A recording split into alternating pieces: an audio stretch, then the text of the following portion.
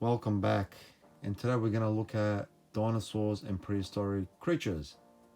So this book is pretty special to me because when I was 11 years old, me and my family, we went to Canada and America, and my father had purchased me this book and also another one in this series, which I loved to death as a kid.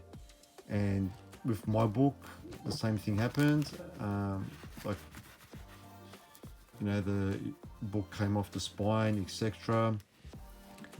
And I read those books over and over again. And actually, I lost them as a kid growing up. But I lost them, and it wasn't until about 6 months ago that I found this at the thrift store, and I was so stoked because I couldn't remember the name of this book and this series, and I just saw it and straight away the memories came back.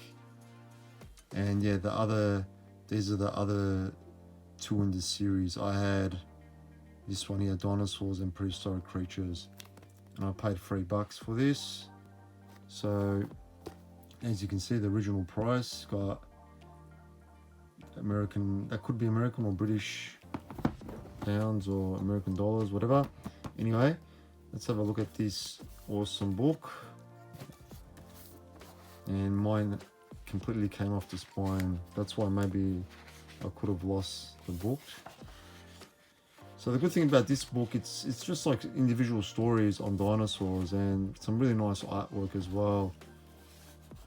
When was this made? Because it would have had to be made late 80s, really early 90s, because I did have it in 91. So I would say it would be in the 80s. Can't see a stamp. We might see one as we go along. So we've got some really nice artwork, all individual artists. This was written by Rupert Oliver and illustrated by Bernard Long. This is the story of Ankylosaurus. So you kind of just got to judge what's happening in the story by the beautiful artwork. Looks like Ankylosaurus here had a bit of a tumble. The artwork is really good, and the stories are pretty good too, for a kid anyway. None of this is obviously scientifically accurate. Look at that T-Rex. Love it. Oh, they ran off to eat that guy, Luffasaurus. Oh, we've got some Triceratops here. Look at that, awesome. Were the horns used for that? Probably. We still don't know fully what the horns were used for. Most think defense, could be display, could be that. See who's got mating rights, but probably all those things. So this is again Ruben Oliver, Roger Payne. We've got a bit of a mix of dinosaurs there. So we've got Brachiosaurus. Really nice artwork. Uh-oh. He's in trouble. And what I like about these books, they're not shy to show a bit of carnage, I remember this. A few books have done this, where you got like or even books and some documentaries, where you got the Ceratosaurus that's got the kill, and then the Allosaurus has come and pinch it. Seen that a few times now. That's why it's good to go back and look at these vintage books, kind of, because it jolts the memory a little bit, and then you can find a lot of things in common. So our poor Brachiosaurus is wet. What's he doing? He's still looking around.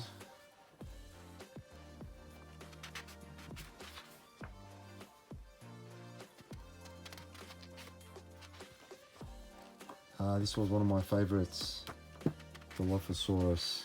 I love this one. This was a good story. And I love this vintage style of the Luffasaurus. Love it. Bulky, you know, upright. Not, I really love this retro 80s style Dilophosaurus and all that. Got himself a keel.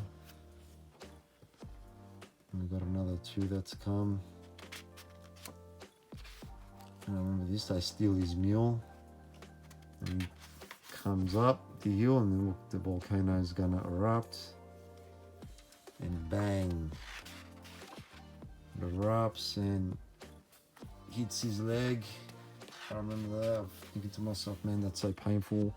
I remember once I hit my knee as a young adult and this image came into my head, like that rock hitting his leg. That's how my knee felt. And Tsunami, these guys, you know, you're lucky they stole your mule because they just got wiped out and you live another day. So yeah, I really enjoyed that story. Bernard Long again and Ruben Oliver, Dimetrodon, having a nice snooze.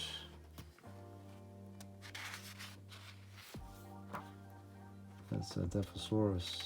Oh, I remember this one. I think this is where Dimetrodon is looking for a mule but can't get a mule. You know, he's just trying his luck. Yeah, I remember this. Felt like reading it.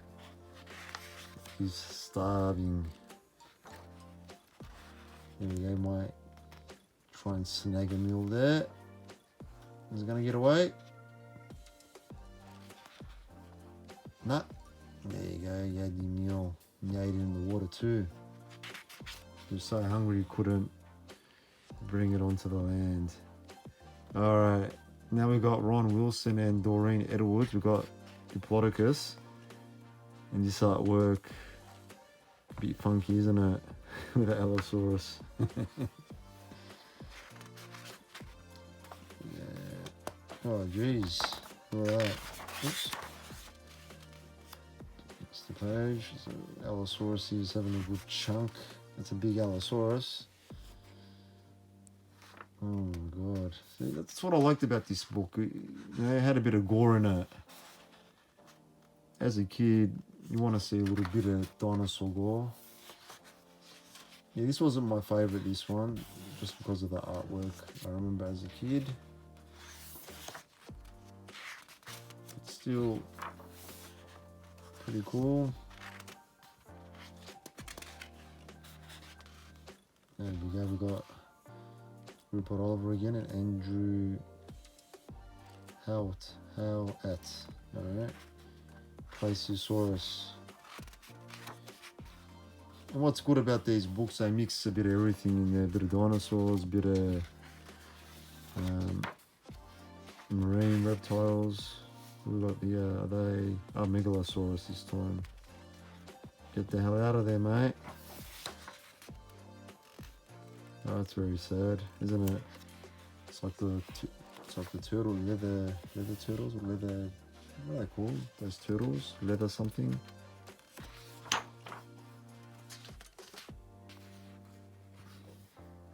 Uh-oh, you're in trouble now.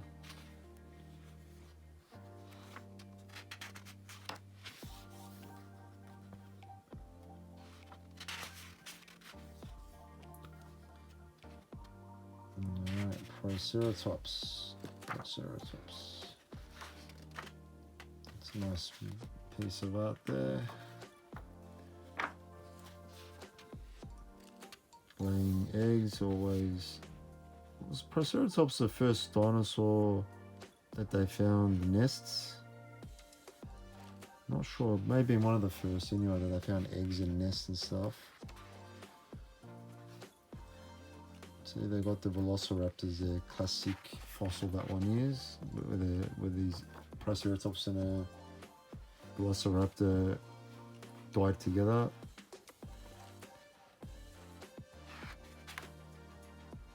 Who's this guy? I'm not going to even try and pronounce it. Hamalocephalae. Never heard of that dinosaur before.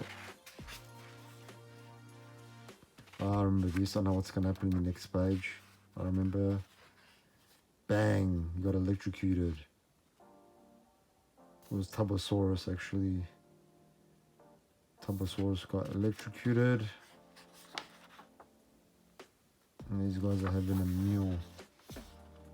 Look at that scavenging. Love it. We've got this artist back again. Pteranodon.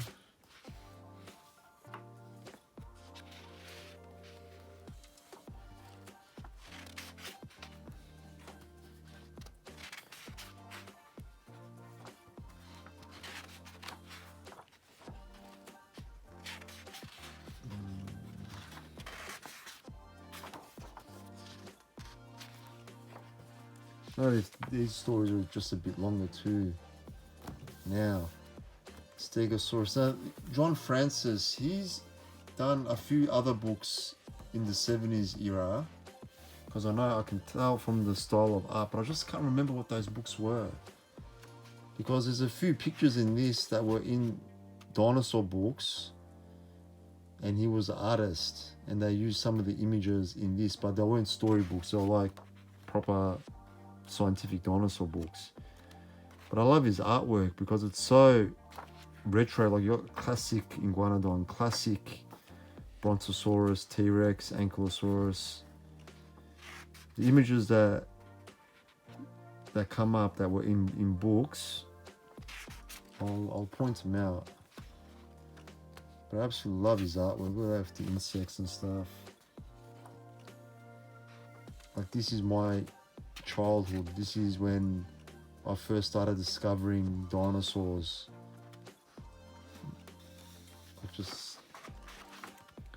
Yeah, like in the mid-early 80s. Brilliant art. Absolutely love it. Like I remember this in the book, you know, the scarred. Like this.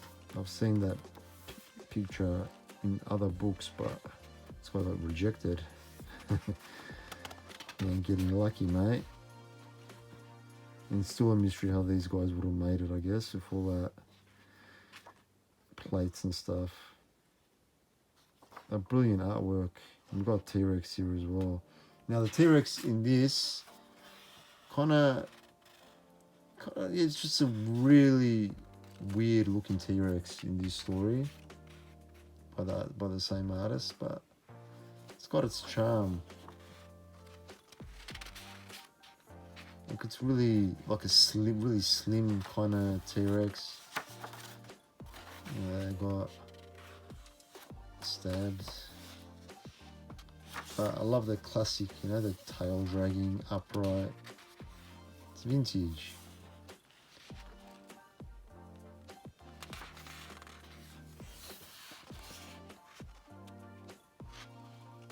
T-Rex is sleeping there, but I always thought he died. See, like really, yeah, just a really weird looking kind of T-Rex. Really slim, you know? Long legs.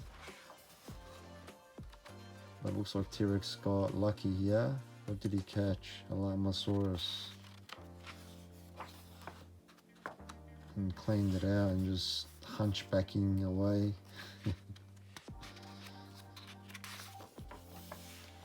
Alright, we just got a few facts now about dinosaurs.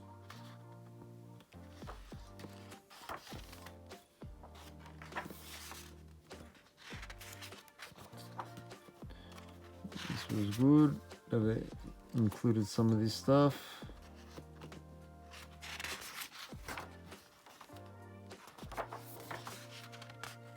I love that vintage Traciosaurus. That's my favorite Triceratops meme.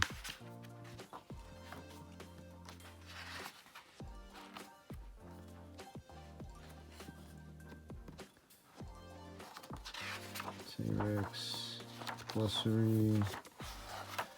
Nothing special now, just some black and white pictures, and yeah, that's it.